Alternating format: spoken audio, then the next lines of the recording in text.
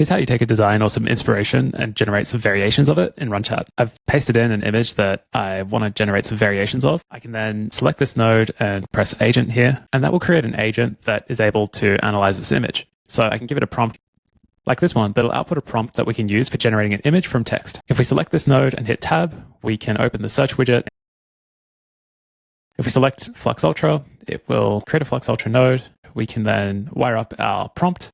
I can select this lower run button, which will run this node and the subsequent nodes that are connected to it.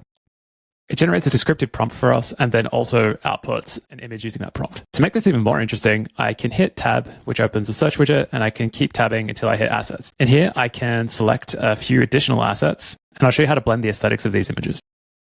It's as simple as dragging and dropping an asset to place it onto the canvas. And what we can do is just go ahead and add these images into context. If I hover this input, I can change this from each, which would run once for each of the inputs, and just select merge instead, so it'll run on all of these at once. I'll adjust the prompt slightly to say if there's multiple images, blend the aesthetic qualities. And again, I can hit this, run this node and connected nodes to produce a prompt, and then also run the downstream node that produces an image output. Now it's taken these inputs, produced a prompt, and made a creative output that uses some of the characteristics of the images that I've input.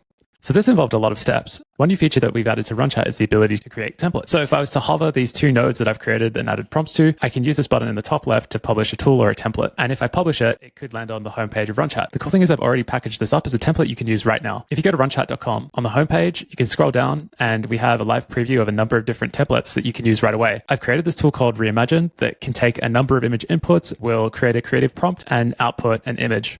It's as simple as just selecting it, which will drop the Reimagine node into a new workflow. All you have to do is add some images and it will generate an image for you. Try this and many other templates at runchat.com.